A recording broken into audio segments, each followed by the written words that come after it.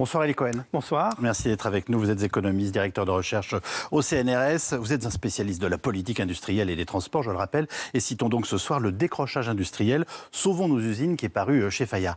Comment expliquez-vous cet acharnement des Japonais ?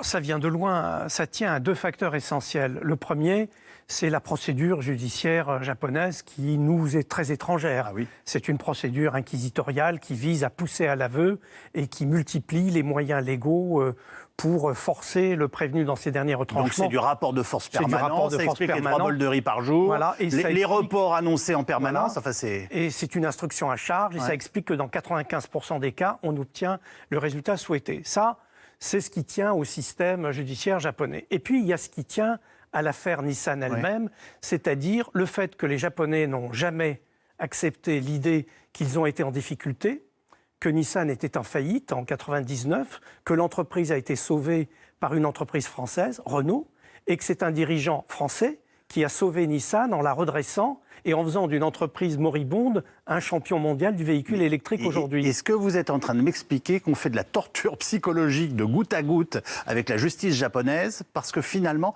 il y a un patriotisme qui a été heurté il y a quoi, il y a 15 ans ? Il y a 20 ans. Il y a 20 ans maintenant, oui. C'était en 99. Mais ça relève de ça ?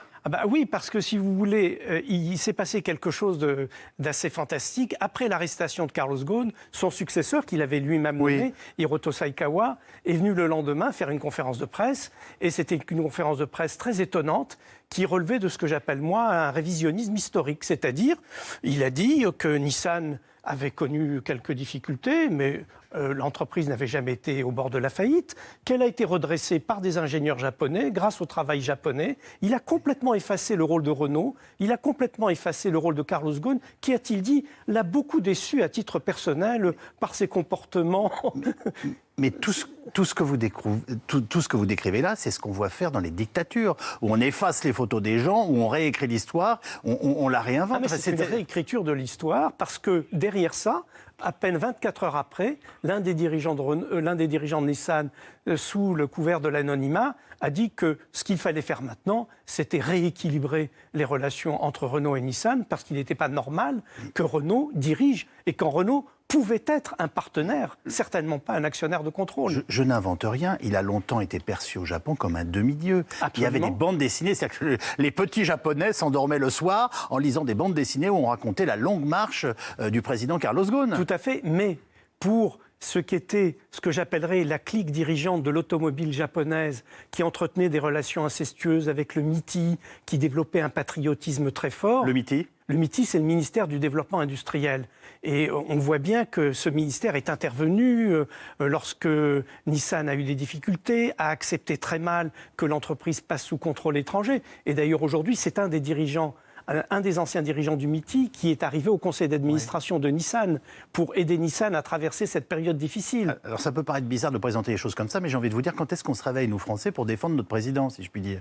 Vous comprenez Alors là, ça a été quand même la grande surprise pour moi, parce que non seulement Carlos Ghosn n'a pas été défendu, mais je dirais même sa chute a été facilitée par la France, puisqu'en 2015, lors de la crise précédente, vous savez, lorsque le gouvernement français a tenu absolument à monter dans le capital de Renault, ce qui avait suscité la colère des gens de Nissan, eh bien le compromis qu'on avait trouvé, c'était un compromis qui affaiblissait Renault en tant qu'actionnaire et qui remettait le conseil d'administration de Nissan entre les mains de dirigeants japonais, alors même que l'entreprise était contrôlée par Renault, et c'est l'État français qui a consenti à cet abandon.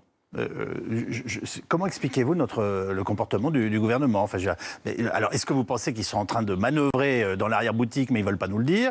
Ou est-ce que tout simplement, on a passé Carlos Ghosn pour perdre ses profits ? Ce qui serait quand même un petit peu énorme. Si vous voulez, l'enjeu majeur aujourd'hui, c'est de sauver l'Alliance. Tout le monde dit que l'Alliance est absolument indispensable, et pour Renault et pour Nissan, à cause des quoi qu'il ait fait, c'est dégueulasse. Je ne suis pas l'avocat de Carlos Ghosn, mais enfin quand même, on est d'accord. Mais tout à fait, tout à fait. Et donc, la stratégie du gouvernement, entre guillemets, c'est sauver l'Alliance. Parce que l'effondrement de l'Alliance, si l'Alliance devait être détricotée, ce serait une catastrophe pour les deux parties, et probablement plus pour Renault que pour Nissan. Donc il faut absolument préserver l'Alliance. Et pour préserver l'Alliance, certains peuvent avoir la tentation de céder pour partie aux pressions japonaises. Merci.